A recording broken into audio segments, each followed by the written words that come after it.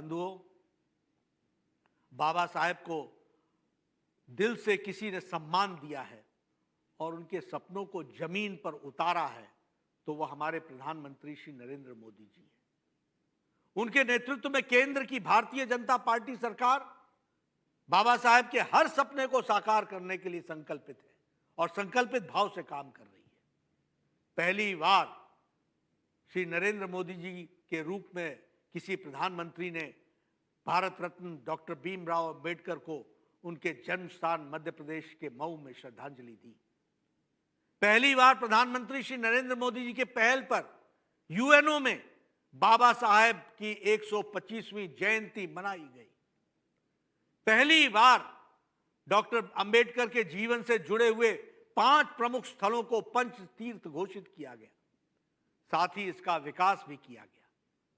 मध्य प्रदेश में मऊ में जन्मभूमि, लंदन में डॉक्टर अंबेडकर मेमोरियल के रूप में शिक्षा भूमि, नागपुर में दीक्षा भूमि, मुंबई में चैत्य भूमि और दिल्ली में नेशनल मेमोरियल के रूप में महापरिनिर्वाण भूमि का विकास किया गया। पहली बार 2015 में प्रत्येक वर्ष 14 अप्रैल को समरसता दिवस के रूप में मनाने का निर्णय लिया गया। सामाजिक न्याय की पहल हुई है।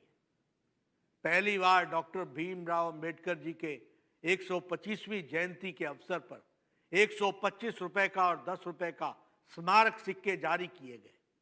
यह भारतीय जनता पार्टी के सहयोग से चलने वाली केंद्र की सरकार थी जिसने बाबा साहेब को भारत रत्न से सम्मानित किया था। माननीय प्रधानमंत्री श्री नरेंद्र मोदी जी ने 13 अप्रैल 2018 को दिल्ली में डॉक्टर भीमराव अंबेडकर की याद में देश को राष्ट्रीय स्मारक समर्पित किया था। इससे पहले उन्होंने दिसंबर में 2017 में दिल्ली में ही डॉक्टर अंबेडकर इंटरनेशनल सेंटर का उद्घाटन किया था। लंदन में डॉक्टर अंबेडकर को समर्पित एक स्मारक का उद्घाटन भी हमारे प्रधानमंत्री जी ने किया था। हमारे प्रधानमंत्री जी ने डिजिटल इंडिया के रूप में देश को बदलने की जो शुरुआत भीम ऐप से की थी, उसे भी उन्हें बाबा साहेब को ही समर्पित किया था। यह हमारी केंद्र की सरकार है जिसने देश रत्न बाबा साहब भीमराव अंबेडकर चिकित्सा सहायता योजना के तहत मुफ्त मेडिकल सुविधा दे रही है। मित्रों, यहां मैं सीएए का जिक्र जरूर करना चाहूंगा। बाबा साहब चाहते थे कि सिटीजन्स अमेंडमेंट एक्ट के तहत देश के विभाजन के कारण दलित लोग जो पाकिस्तान में रह गए हैं वो भारत आए। मुझे दुख के साथ कहना पड़ रहा है कि आज तक कांग्रेस की सरकारों ने उनके पुनर्वास के लिए कोई कदम नहीं उठाए। यह मोदी सरकार है जिसने नागरिकता संशोधन कानून लागू किया, सिटीजन्स अमेंडमेंट एक्ट लागू किया।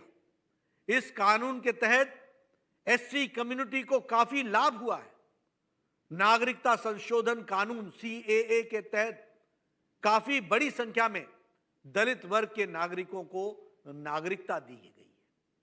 पाकिस्तान में रहने वाले हिंदू, जिसमें अधिकतर एससी कम्युनिटी से जो लोग जुड़े हैं, अत्याचार और शोषण से पीड़ित थे। उनके परिवारों को प्रताड़ित किया गया था। आज जब हम सीएए के जरिए बाबा साहेब के सपने को साकार किया तो विपक्षी दल सीएए को विरोध कर रहे हैं। ऐसा करके वो बाबा साहेब का विरोध कर रहे हैं।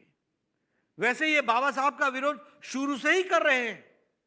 मैं इस पर विस्तार से मैं नहीं जाना चाहूंगा, लेकिन इतिहास गवाह है कि कांग्रेस ने किस तरह से बाबा साहब का जीते जी अपमान किया। जम्मू कश्मीर में नई डोमिसाइल नीति से दशकों से जम्मू कश्मीर में बसे भारत के शरणार्थियों को, अनुसूचित जाति के श्रमिकों को भी सभी वंचित अधिकार मिलेंगे, जो सबके लिए समानता और सम्मान की हमारी नीति के अनुरूप होगी। दलित वर्ग के लोगों के कल्याण के लिए प्रधानमंत्री नरेंद्र मोदी जी ने देश में पहली बार कई ऐसी योजनाओं की शुरुआत की है जिसने उनके जीवन में उत्थान की राह दिखाई है।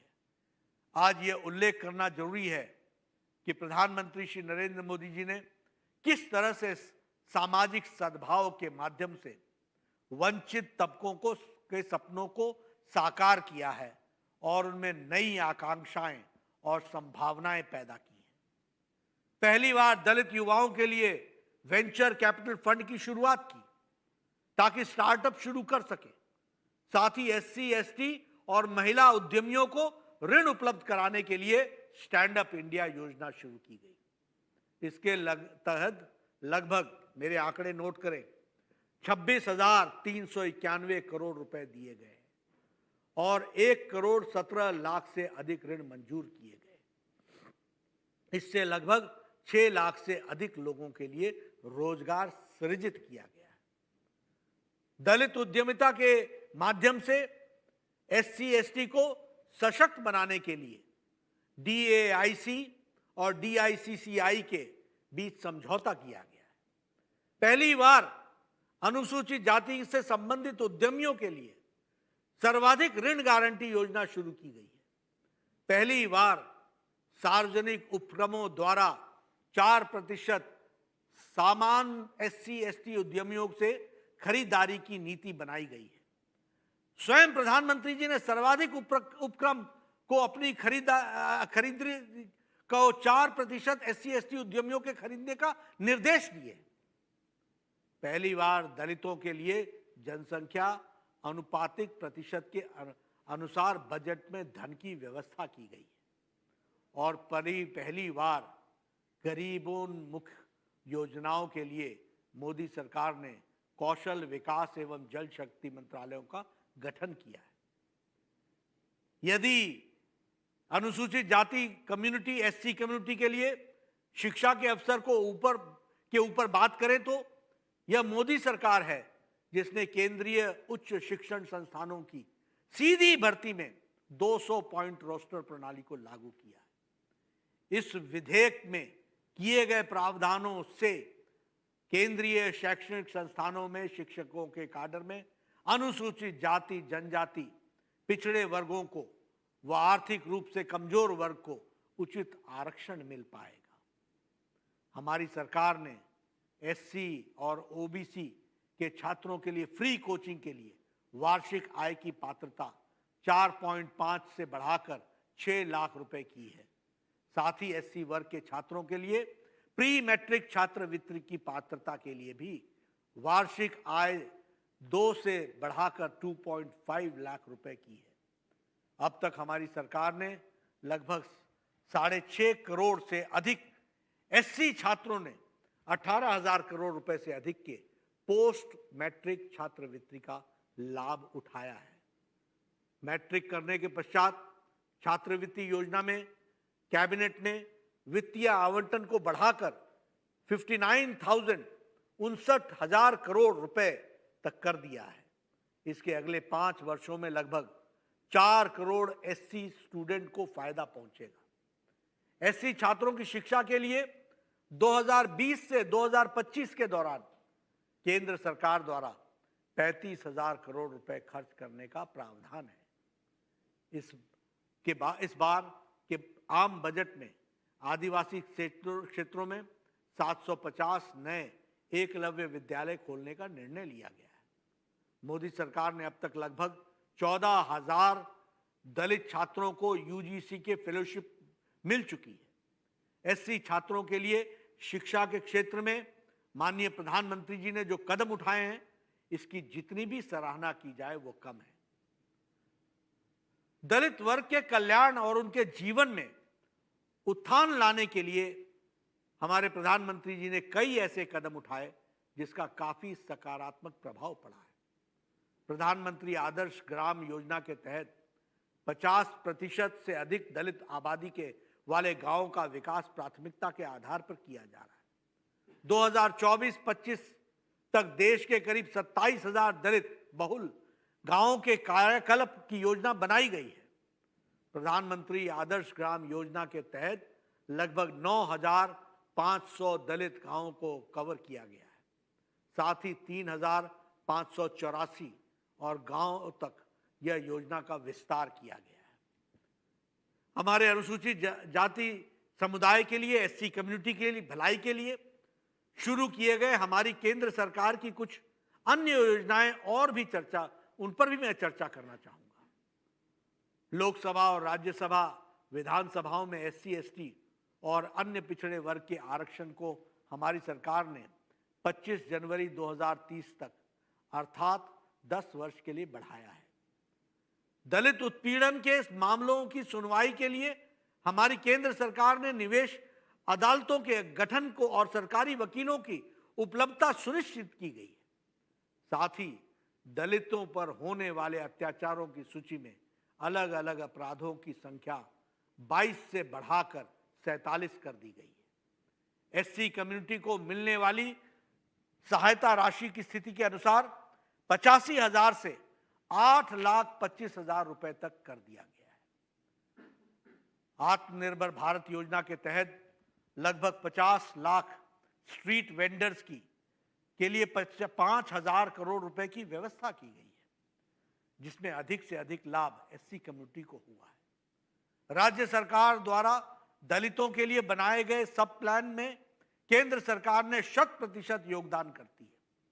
मोदी सरकार ने दलितों के अंतरजातीय विवाह के लिए पूरे देश में 2.5 लाख रुपए का सम्मान आर्थिक सहायता सुनिश्चित की है। सामाजिक न्याय एवं सशक्तिकरण मंत्रालय के लिए इस बार के बजट में 10,517 करोड़ 10,517 करोड़ रुपए आवंटित किए गए, जो पिछली बार की तुलना में 28% अधिक है, 28%। साथ ही SC कम्युनिटी के वेलफेयर के लिए इस बार के बजट में 51.61% अधिक राशि का आवंटन किया गया है। आप नोट कीजिए, 51.65% का अधिक राशि का आवंटन किया गया है। बंधुओं, इन सब कार्यों की चर्चा विस्तार में मैंने इसलिए की है कि इसकी जानकारी आप में से हर एक को होनी चाहिए, आप सबको नोट करना चाहिए और आप जन जन तक इस बात को पहुंचाएं। हमारे अनुसूचित जाति भाई और समुदाय के भलाई के लिए किए गए कार्यों को पिछले 7 वर्षों में मोदी सरकार ने जो किया है, उतने आजादी के 70 साल में नहीं हुए। यह बात हर व्यक्ति को पता होनी चाहिए और साथ ही हमारे अनुसूचित जाति मोर्चा के माध्यम से अनुसूचित जाति समुदाय को भली भांति इस बात को बताने की आवश्यकता है। और मुझे पूरा विश्वास है आप सब पर, हमें विश्वास है लाल सिंह आर्या जी की टीम पर, पदाधिकारियों पर, कार्यकर्ताओं पर, सभी लोगों पर, कि आप जन जन तक इस बात को पहुंचाएंगे कि आजादी के 70 साल बाद पिछले 7 साल में जो काम हुआ है, वह काम सही मायने में अनुसूचित जाति समुदाय के लिए हुआ है, SC कम्युनिटी के लिए हुआ है। मित्रों, माननीय प्रधानमंत्री जी नरेंद्र मोदी जी का जन्मदिन के अवसर पर भारतीय जनता पार्टी ने 17 सितंबर से 7 अक्टूबर तक 20 दिनों तक चलने वाला सेवा और समर्पण अभियान चलाया है। मैं चाहूंगा, पहले तो आपको मैं बधाई देना चाहता हूं कि कल आपने पूरी ताकत लगाकर वर्ल्ड रिकॉर्ड बनाया वैक्सीनेशन में। आपको मेरी ओर से बहुत बहुत बधाई। आप सब लोगों ने हेल्थ वॉलंटियर्स को खड़ा करके, ये छोटी घटना नहीं है, आपके मोर्चे ने पूरी ताकत लगाई है और तब जाकर के लगभग 7 लाख हमारे हेल्थ वॉलंटियर्स बने हैं और ये 8 लाख ये टच करेगा। मैं चाहूंगा कि आप सब लोग सेवा और समर्पण अभियान के तहत कार्यक्रमों को अपनी भागीदारी पूरी और बढ़ाएं, सुनिश्चित करें और इसे सफल बनाएं। आप सबको पुनः मैं बधाई भी देता हूं कि आप सब लोग पूरी ताकत के साथ समाज में सामाजिक न्याय के लिए दिन रात एक कर रहे हैं और साथ ही आप अनुसूचित जाति मोर्चा के माध्यम से आप पार्टी के एक सशक्त उपकरण बन करके पार्टी को आगे बढ़ा रहे हैं। मेरी बहुत बहुत शुभकामनाएं हैं। अगली बार आपके साथ मिल करके बैठक करूंगा। आज के लिए मुझे क्षमा कीजिएगा। आपने मेरी बात सुनी, आपका बहुत बहुत धन्यवाद। मिलेट टाइम्स को आपकी जरूरत है, हमारी आप माली मदद करें। हर महीने सिर्फ 100 रुपये और 1 साल के लिए एक साथ सिर्फ 1000 रकम भेजने के लिए यहाँ दिए गए फोन पे, गूगल पे और पेटीएम नंबर का इस्तेमाल कर सकते हैं।